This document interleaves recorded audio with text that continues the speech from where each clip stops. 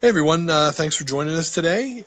You are joining us with the Soul Traveler video blog. We're up to I think about 6 or 7 different episodes now, so really starting to add to our collection. We are proud and happy that you're joining us.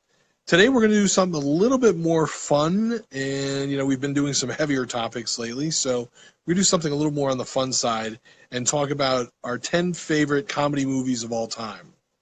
So Kim has her top 10 list. I have my top 10 list. Before we get started, though, let's get to know who we are. Kim is the CEO and head bottle washer of Soul Sandwich. She's working on her website right now, but she does have her Facebook group. So make sure that you join her Facebook group. She can help you with coaching and all different kinds of life coaching, whether it be for personal or business, family, all these different things. So right. Definitely check out what she's doing and what she's got going on. And she's really expanding right now. So it's a good time to touch base with her. Yeah, it's pretty exciting. Tim's also doing some exciting things over at Midlife Crisis Traveler, where he blogs about his travels. Right now you're in Nevada, correct? Yes. Okay. And where have you been in the last year? I went all through. Well, I went to 16 national parks in the last 4 or 5 months, and I'm actually going to Death Valley this weekend, so I'm going to be there. And there's a special tour that they're doing because they had a major flood a couple of years ago there, and so it damaged some areas, and they're going to kind of take us through those areas and get to see what's happening and how they're doing the reconstruction. So it's going to be pretty interesting. It's kind of exclusive. You got to sign up for it and get tickets and the whole thing. So, Well, Tim's left kind of the corporate lifestyle and has been living, as a traveler, and that's pretty exciting at our age, where most people are trying to bat down the hatchets to think that you've, taken a goal to be more adventurous in your life. Life it doesn't forever, right? We just have so much time, so why not see as much as you can? So today we're going to go down the top 10 movies, comedy movies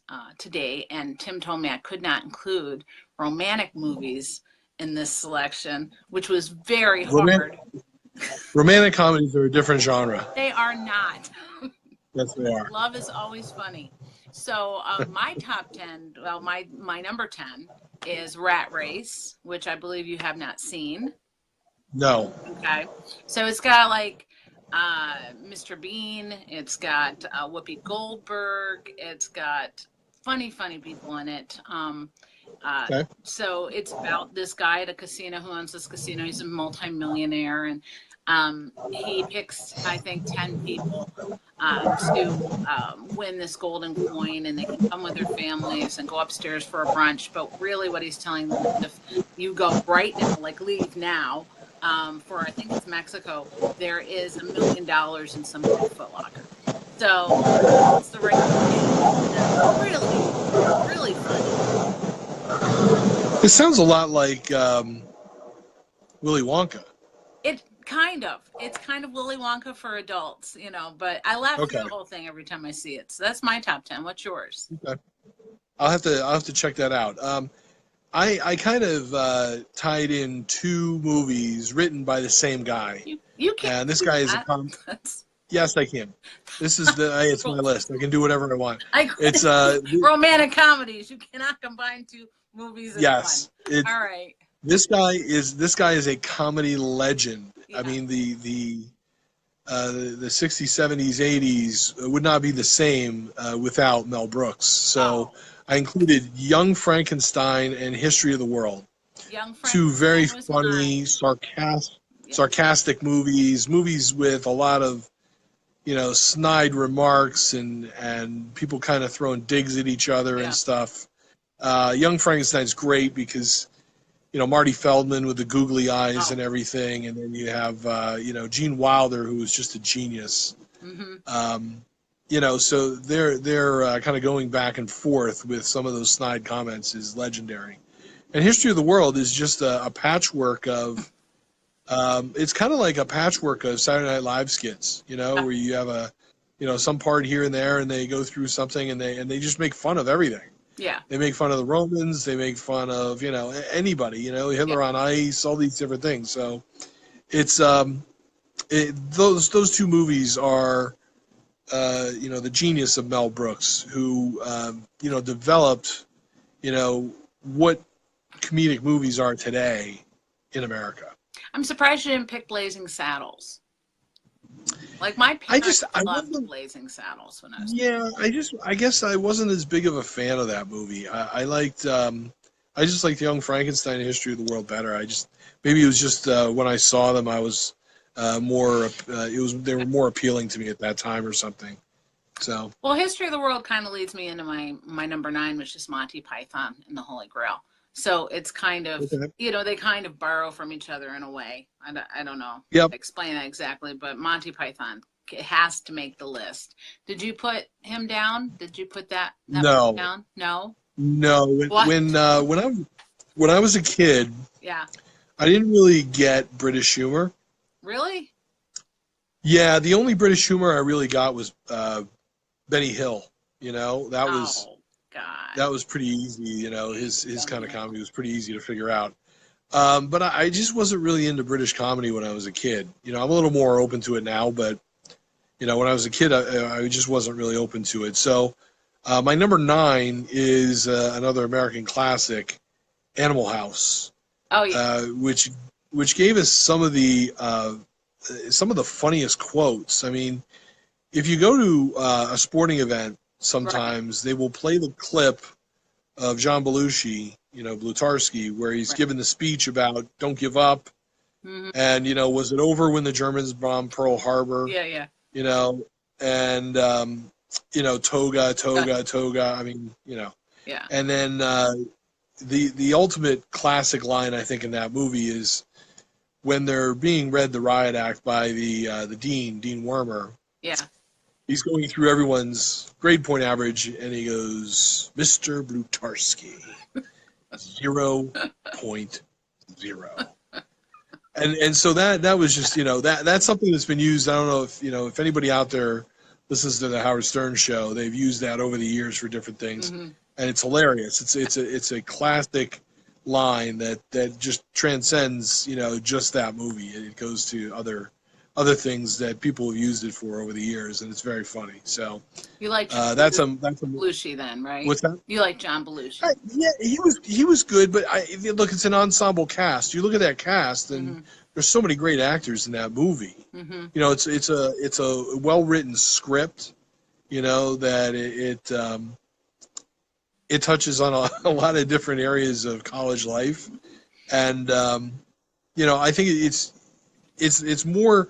Belushi is just one part of that movie, you know, but there's all these characters that are kind of larger than life. You know, the dean for one, you know, the pretty girl who, you know, is kind of attracted to the bad boys, but she needs to be seen with the, you know, the good upstanding guys. That's Bradford. What are you talking about?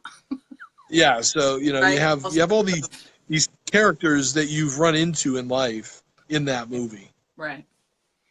You know, I was saying I went to UPB, so I never had those toga experiences. It's really boring. So boring now. Right. Well, there's only about a week in Bradford where you could wear a toga and not get frostbite. So, my number 8 is Money Pit with Tom Hanks and Shelley Long. Oh my God! And this was even before I owned my own home. So, just I don't know, just hysterical. And okay, so if you're going to combine stuff, then I would say Money Pit and The Burbs kind of go together in that category. Okay. Did you see The Burbs with Tom Hanks? A long time ago. Yeah, I've seen both those movies a long time ago. Yeah, really, really funny. Really funny. Yeah. I'm gonna do. Yeah, Money Pit. I did. You didn't. I like the Money Pit. I didn't have my top 10, but I do think it's a funny movie. Yeah, it's pretty funny. So shout out to my kids that were born in the 90s. The Goonies did not make my list. But what a shame. An endearing film for a young person like yourself, Tim. So I don't know if that made your list, but yeah. My number 8 is The Nutty Professor, and it's not the Jerry Lewis version. It's the Eddie Murphy edition. Really? I didn't like it. I I think that movie is just the dining room scene is just absolutely hilarious. I mean, and again, these kind of larger than life characters, and it just Eddie Murphy was, if you go back to the 80s and early 90s, Eddie Murphy's like the funniest person you had ever seen. He was funny. There was nobody as funny as him. I mean, the stuff that he did on Saturday Night Live, the stand-up acts that he did. I mean, I remember one time I had gotten, this is going back into the mid to late 80s. I had gotten the tape of the, I think it may have been, I can't remember now, but I had the tape of the Eddie Murphy stand-up. He just come out with one of the new stand-up routines, and a friend of mine and I, we were coming back. We were playing basketball in high school, and we were in the back of the bus, and we were listening to this on our headphones. And we're trying not to laugh too hard because some of the guys were turning. You're not supposed to be too loud on the bus, and I think we lost that night, and so we were, you're supposed to be basically dead silent when you lose. And on the way back, we were literally howling in the back seat, and guys were turning around telling us, "Shut up, you're going to get us in trouble." And we couldn't handle it because it was so funny. I mean, he broke barriers with some of the things he said, Oh, yeah. My parents would listen to him. Like, I remember we had HBO, right? And they're like, "Go to your room." Yeah. And I'm like, "Why? I want to watch." And they would send me upstairs just to watch his comedy act. Him and Richard Pryor in particular, like, I wasn't allowed to watch anything. I was so sheltered. Right. So, yeah. Right. But, I got to. HBO runs all day long, and when your parents aren't home, I watched it. Sooner or later, you're going to get. Yeah. Right. Now, what was your next one? Number 7 is Napoleon Dynamite. He was on my honorable mention list. Yeah. I think it's a fun movie. It is. It's a fun movie. It's a different kind of movie. It's kind of a dark comedy of, right.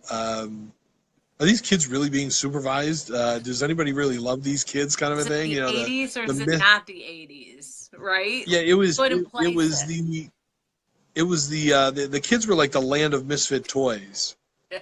Where they just weren't really.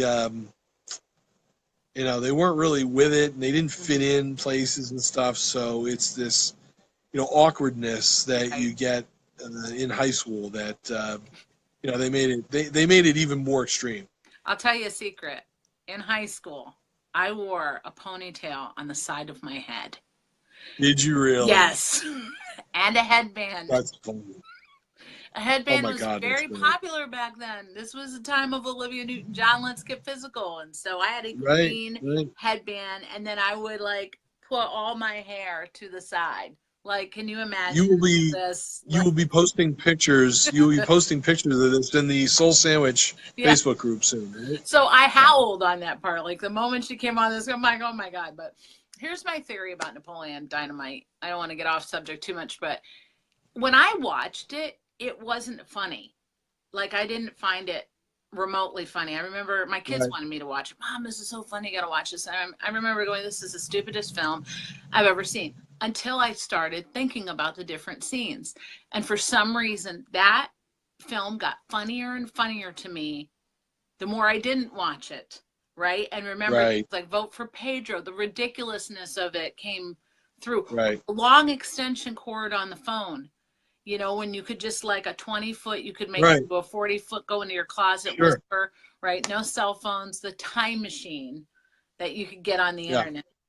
I don't know.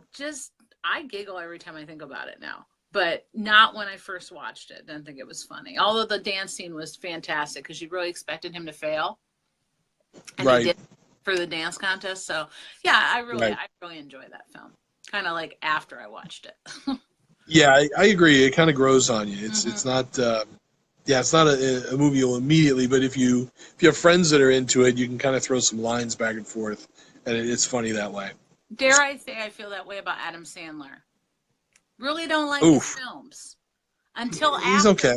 And then, Mama says, right? Then it's funny. I don't know. I'm not really big on him. I did not put him in my list. So, is he in your list? Nope. Oh, okay. Well, my next one was Mrs. Doubtfire. Okay. Did you like that one? It's a funny movie. You know, I guess I was more of a fan of some of other Robin Williams' other stuff. Right. You know, his stand-up. He was so brilliant doing stand-up. He was. I don't know if you've ever seen Live at the Met that he did back in the mid-'80s. Yeah. Brilliant. God. If you, of course, you know, Mork Mindy, where he really, you know, broke in and blew everything up. He was allowed to improv, too, when he was in Mork Mindy. So he couldn't, in movies, a different kind of structure, different kind of animal. So I don't think he had the same creative control. Although I think when they kept dressing him up into different characters, I think he probably had more control in certain scenes. But yeah, not like he did in Mork and Mindy, which was a great show. I had a bit of time. Yeah. No, I love one where he's got the cream on his face. You know, he puts his face into the cake so that the social worker doesn't know it's him. It's just, I don't know. I just thought he was brilliant. You know. Yeah, sure. It's a funny movie. It's definitely a funny movie. Mm-hmm. Yeah. What's your next one? What do you have next? I have Borat.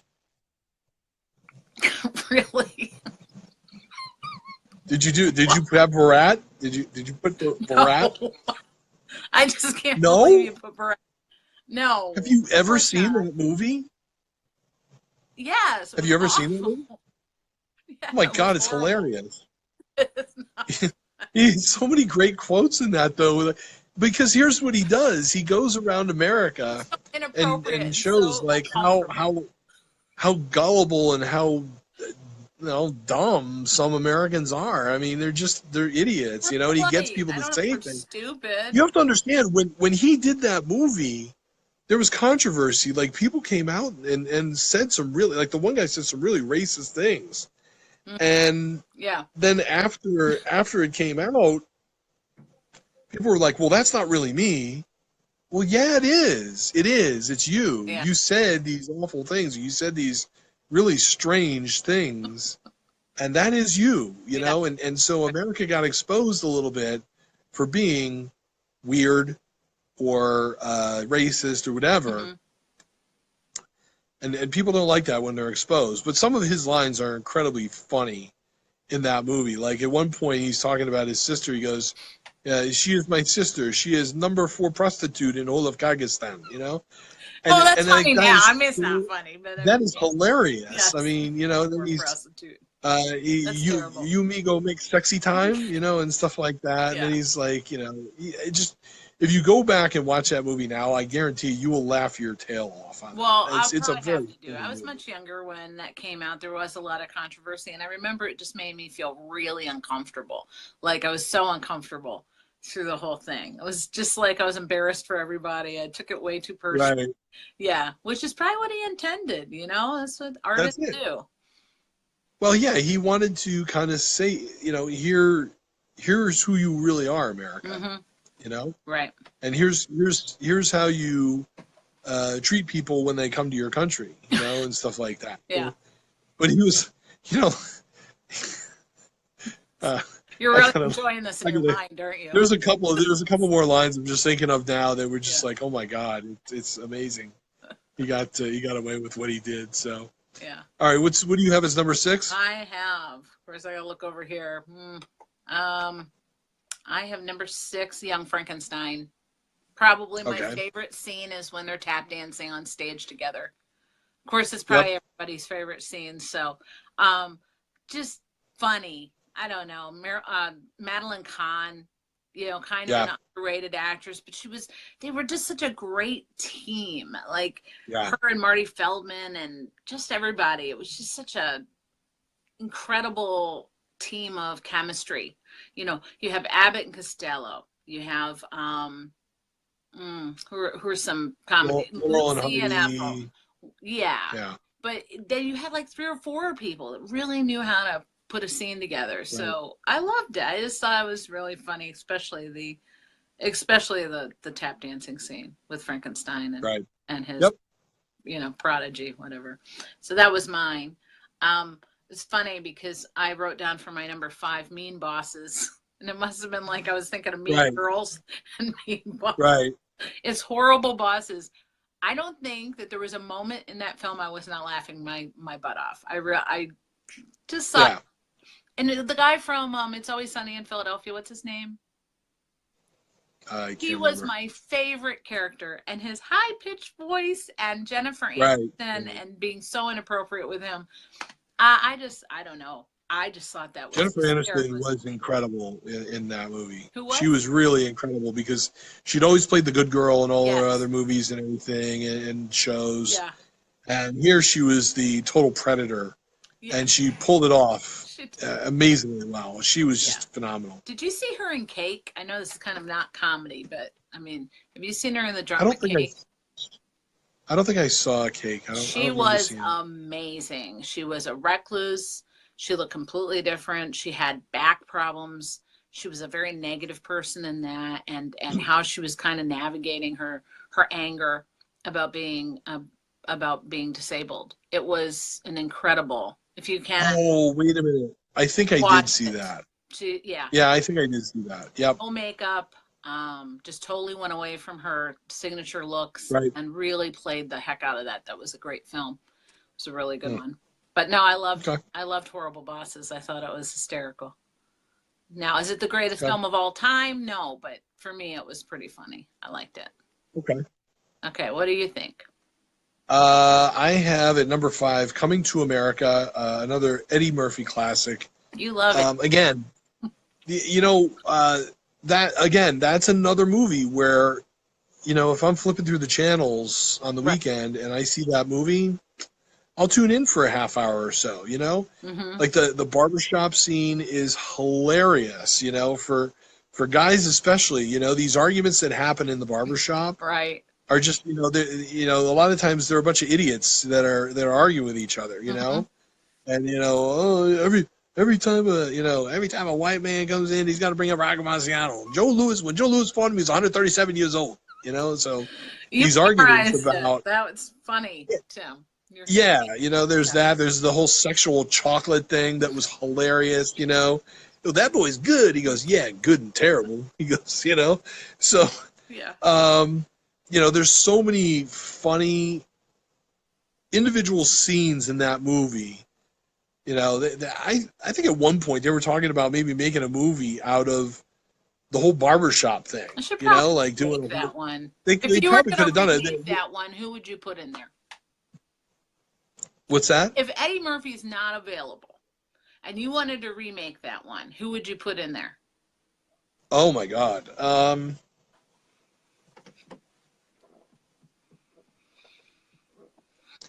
I don't know. People would probably say like a Chris Tucker or something like that, but I don't know. I don't think you can replace Eddie Murphy. I just don't. I think that he's got too big of a personality. I don't think there's anybody that really compares. Where do you think he went wrong, though? Because anything I've seen, I don't think he went wrong. I think I read something the other day, and I think that he just decided that he was going to work a certain amount. Make himself a big enough star so he didn't have to work a whole lot, and that's what he does now. And he just look. I mean, think about it. If you could be like semi-retired, let's say do 1 or maybe 2 movies a year. You work maybe like 4 months a year, and you make like $10 or $20 million. I mean, would you do that? I would do that in a heartbeat. Oh, I don't know. Maybe that's not enough money for me. Not sure. Right. So I think that he just kind of said, you know what, I made all my money, and now I'm just going to do some roles every once in a while that I feel like doing, and that's it. I think he just kind of said, hey, I just want to live my life. Which, listen, you have to understand is that guy was as big could be pre-internet. Oh, I mean, sure. He was big. Everybody wanted. He had so many big blockbuster movies back then. Like I said. We went to see Delirious, the stand-up in the movie theater. Really? He had Beverly Hills Cop. He had a bunch of different movies that, like blew up all at that time. And he was, like I said, he had done Saturday Night Live. He had done all the big things at that point in time. So I guess, if you're, let's say, 35 years old, and you've done all the big stuff. What else is there really to Well, do? probably time to go out on top, right? Well, he did Shrek. He did the Shrek series. He was funny. Sure. Yep. Right. That he was very funny in. What's your next one? Mine is Raising Arizona. You know, I don't know if I've ever seen that movie. Oh my God. Okay, so remember, I retract everything I said about Nicolas Cage yesterday.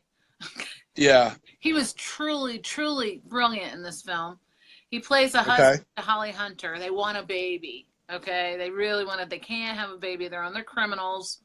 And they decide they're going to steal a baby, triplets, just one, because just one is fine. You know, the parents will have two. And it's this mad caper. It's like Noel Coward on steroids. Is the one scene where he's stealing diapers from the gas station? Oh my God, it is. Tim, you gotta watch Raising Arizona. I'll have to check it out. Yeah, I'll figure out a way to do it. Yep, super funny film with kind of an apocalyptic ending.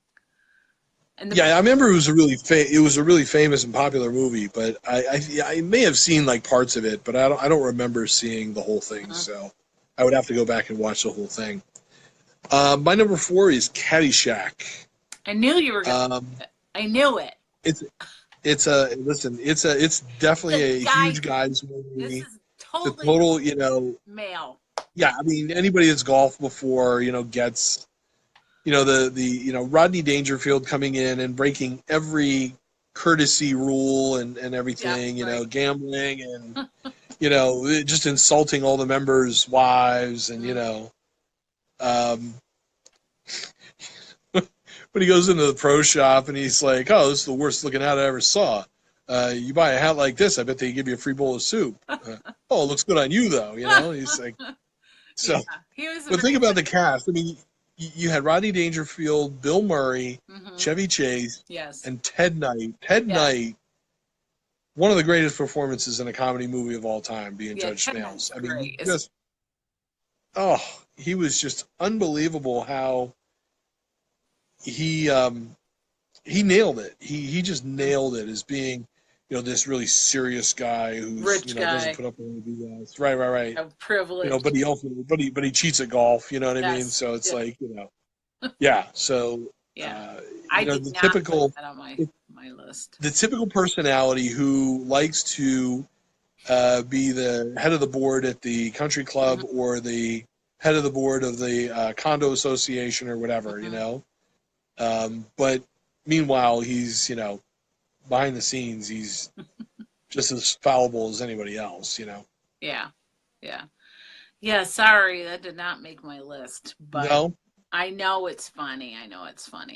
The one that did was the Philadelphia Story, which I am sure you don't know about, but it had Katharine Hepburn in it, Cary Grant, Jimmy Stewart. It was a very fast-paced comedy about this woman who's about to get married to this man. I can't remember his name, but Cary Grant is her ex-husband who comes back on the scene. The reporter, Jimmy Stewart, falls in love with her. It is a great movie. Like, it is an AMC movie, or, maybe you can find it online, but everybody should watch the Philadelphia Story at least once. I've seen parts. I've never seen the whole thing. It's great. It's really funny. And the little girl in it, who's the sister of Katharine Hepburn, she's like 12, steals the scene with singing "Oh Lydia," the lady with the tattoos.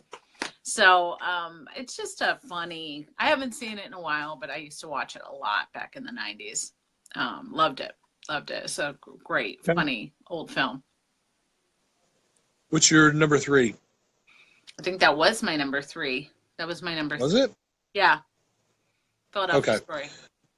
My number 3 is Airplane. I was going to pick Airplane, but I didn't. It didn't make the cut. No? No. I love the sarcasm, Shirley, you must be joking. No, I'm not joking, and don't call me Shirley. Yes, right? Naked Gun kind of things, right? Yes. So it's a satire, and I love those kinds of movies. So that was number 3 for me. What was your? And again, that was like 1980 or 81. Yeah. And that kind of kicked off a whole decade of those kinds of movies. Like you're saying, Naked Gun, Police Academy, all those different, So all those spoof movies about real life, they all dovetailed off of Airplane. Right. Well, my favorite scene was the nuns with the guitar, right? Yep. Singing, and she's knocking the air tubes out of the little girl. It was terrible. It was awful. Right. Right. But you can't get that kind of stupidity anymore in film. People would. Right. I don't know if people would laugh at that. I think you had to live during that time and be kind of shocked by that kind of thing. Like. Right. Well, I think it's kind of all been done by now. Mm-hmm. So it's hard to do anything really new that would kind of break the ice that movie did. Yep. So what do you got at number 2? Groundhog Day, which is appropriate because tomorrow is Groundhog Day. Punxsutawney Very Phil, good. and that was actually a novel. That was actually a movie based off of a novel. I can't remember what it was called, but it was about a man who relives his life for 100 years.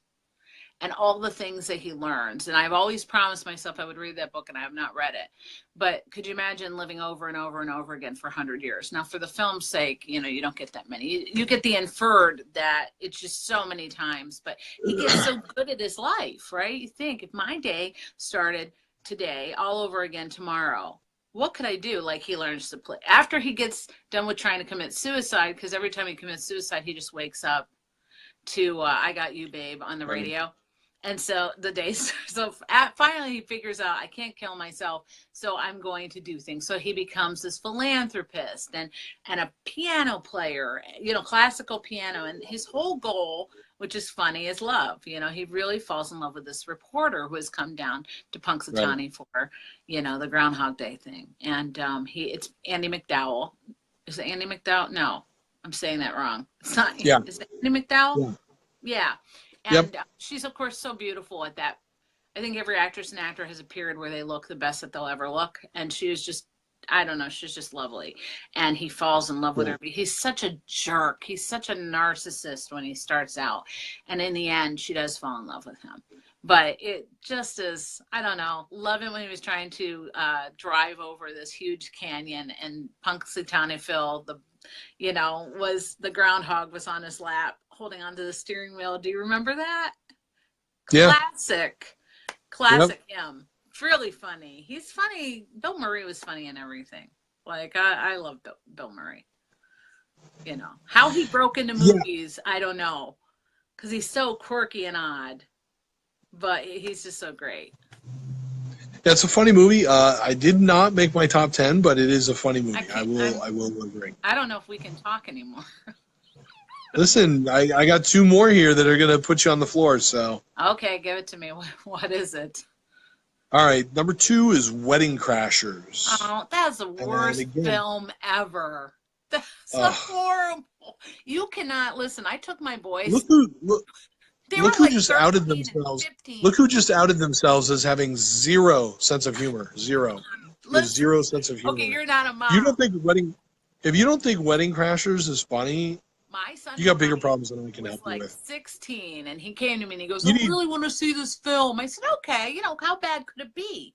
Right? So I take him and Jason's 14. We're sitting there, and the opening comes up, and the first thing, I'm like trying to put my hands over their eyes, and they're like, stop it.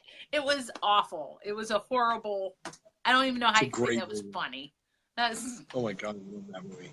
Just so the sarcasm, the way they kind of drop lines at each other is very funny. I love that kind of humor. And so you'll see a theme. I mean, look, Young Frankenstein, Borat, Caddyshack, there's some snark in there, Airplane, Wedding Crashers. Those all are sarcastic kind of movies where there's these little digs thrown at other, each other and stuff. So, it's just, that's my kind of humor. So, and then, I'm not, and I'm probably gonna get in trouble for this, but what's his name? Wilson. The guy that no, not Owen Wilson. The oh God, I'm drawing a blank on his name now. But Owen Wilson goes over to his house, and the guy's sitting there like in a bathrobe, and he's yelling for his mom to get him some meatloaf. Will Ferrell. Will Ferrell, oh my God, so I funny. am not a big Will Ferrell fan. I I think that sometimes he's funny, sometimes he's yeah, not. yeah, hit or miss. But when he's yelling for his mom to bring some meatloaf in because Owen Wilson can't. That is so hilarious. Yeah, I lost it yeah, when I first saw that. I was laughing so hard because it's just like, he's talking about, man, these guys are losers and stuff. He's talking about like all these guys. right. Nobody knows how to, get dates anymore and stuff. Yeah. He's talking about that. Then he's And he's yelling for the meatloaf. I just lost it there. It was funny. very funny. So what's your number one? Planes, Trains, and Automobiles. Absolutely, John Candy, which I probably should have fit him in more. Like Uncle Buck was great. Yeah. Right? He was probably one of my favorite comedians during that time, but he played so great with Steve Martin. He and Steve Martin are like perfect together. You almost wish you'd seen more of them, during the time period before Candy died, which broke my heart. Yep.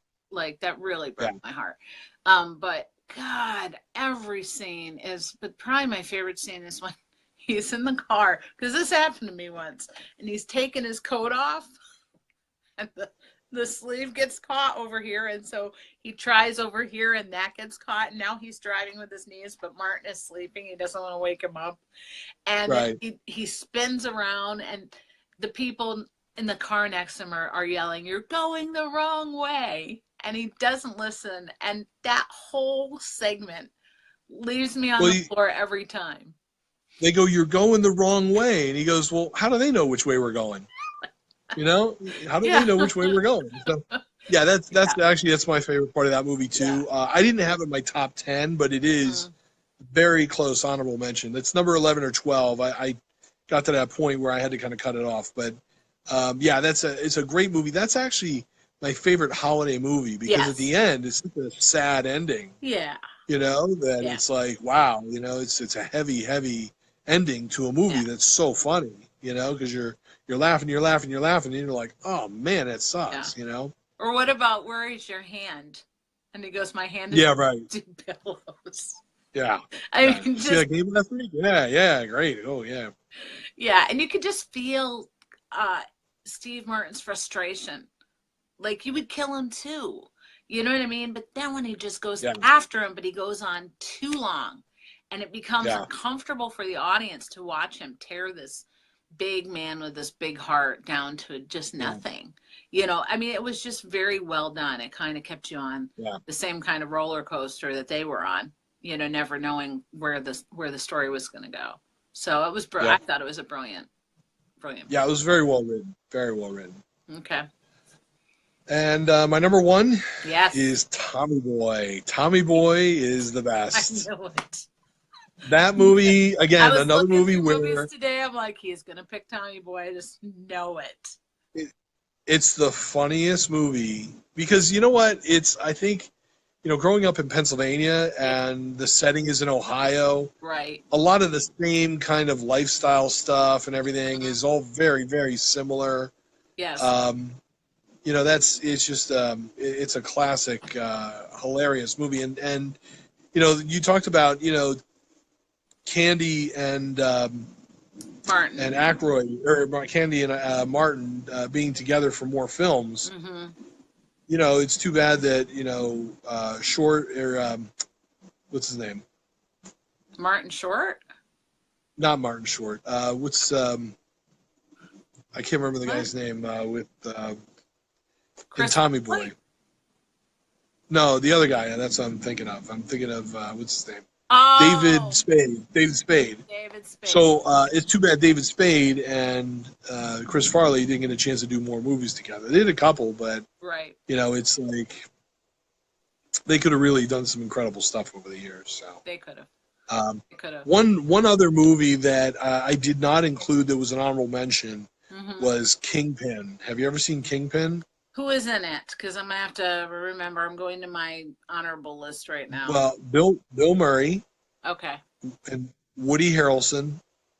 Why don't I remember this? I don't remember it. It's about bowling. No, you didn't see it. I don't think I saw it. Listen. You have to watch that movie today. Okay, Kingpin. Because it's actually set like in Pennsylvania. Okay. And like when we were kids, bowling was a big thing, especially in it was. Pennsylvania. It was a big sport in Pennsylvania. You know, that's what people did in the wintertime. Right. You know? So yeah, you will, with all the little cultural things that come up in the movie, you'll really appreciate it because you know you grew up in Pennsylvania. So Yeah, that's a very funny movie. Spaceballs made my honorable mention list. I don't think I sent that one to you. Also, The Jerk, Napoleon Dynamite, Arsenic and Old Lace, which is a really old Cary Grant film, and Waiting. Do you remember Waiting? Yes. It's kind of like Clerks, but with waitresses and waiters. Loved it because I waitressed for like 15 years of my life, and it was like perfect. Like Waiting was like the perfect film. Yeah, hilarious. Hilarious movie. The lady eating the steak was just awesome. And just the weird relationships between the waitress and the cooks, right? Like it was like stepping back into any job I ever had. It's funny. It's funny you bring up Arsenic and Old Lace. I've never seen the movie. Yeah. But in high school, our high school did a play of Arsenic and Old Lace. So I actually got to see the play version, which was cool. It's funny. It's just funny. It's a very funny movie. It's a very funny movie. Yep. You know, that's when you know things are really funny, when they've lasted over, 60 years and they're still funny. I feel that way about Lucille Ball. Like, I could sit down at any I Love Lucy episode and laugh myself silly. And that amazes me because culture changes what is funny, right? But there's just some things that are, funny regardless. Like the Three Stooges. I'm not a great big Three Stooges fan, but boy, if you're a Stooges fan, you are a diehard Stooges fan. So I was watching. I was flipping the channels last night, and it's funny. I was doing some stuff. I was like reading emails and stuff, and I had it on just kind of in the background. Right. And I turned it on to South Park, and I haven't watched South Park in years. But I'll tell you that show. I was sitting there laughing, and I'm like, I can't believe they let this show on TV with some of the stuff. Right. The crazy, look at Family Guy. God, Family Guy is so inappropriate. I never got into Family Guy. Oh, see, I never got into South Park. Yeah. I watched Family Guy maybe like 2 or 3 times, and I was like, this is not that funny. It's overrated. Yeah, that's how I felt about South Park. Which I'm probably going to get. I have friends that are going to curse me out for that, but sure. I think South Park is way funnier than Family Guy. Well, I don't know. I think you're right about it. It just depends on where you live and what age bracket you're in and, what you kind of grew up with. I think funny is kind of ingrained in you very, very early. Mine wasn't so much slapstick, which I wasn't, but I loved, I Love Lucy but I never thought the Honeymooners were funny, right? I always thought they were depressing, like it was a depressing show. Right. So I guess it just depends on what you like, but we agreed on Napoleon Dynamite, and we agreed on Young Frankenstein. Did we have any other ones that were the same? That was it. Yeah, I think that was it. On that one. Yeah. Well, this was a great episode. We should do this more often. Absolutely. Yeah, we got a couple more we're going to have to do. We'll do maybe like some action films and romantic comedies and stuff like that. So we'll come up with some new ones. So I want to thank everybody for joining us today. And again, put your list together and post it on the comments. We will respond to that. And also, if you have other ideas of topics we can talk about, feel free to put them forward to us. And you can either post them on our videos on Facebook or on my website or in Kim's group. You can also just shoot us an email. You can also reach out to us individually on Facebook as well. So I'm also on social media on Twitter and Instagram and everything with Midlife Crisis Traveler. So check out my website, midlifecrisistraveler.com.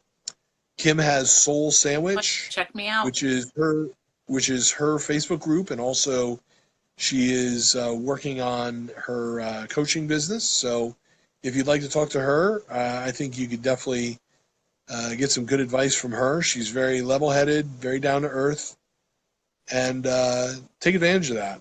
So Kim, you have anything else you want to talk about? Nope, that's about it for this episode. I'm looking forward to Okay. future episodes that we will be doing. Just tune in.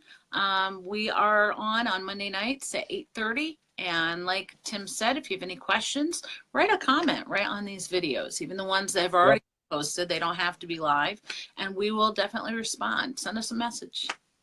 And please share this video with your friends. You know, we want to broaden our reach to more and more people. We want to get more and more people involved and, develop a really cool group of people that can comment on different things. So thanks for joining us, and we'll see you soon. Bye.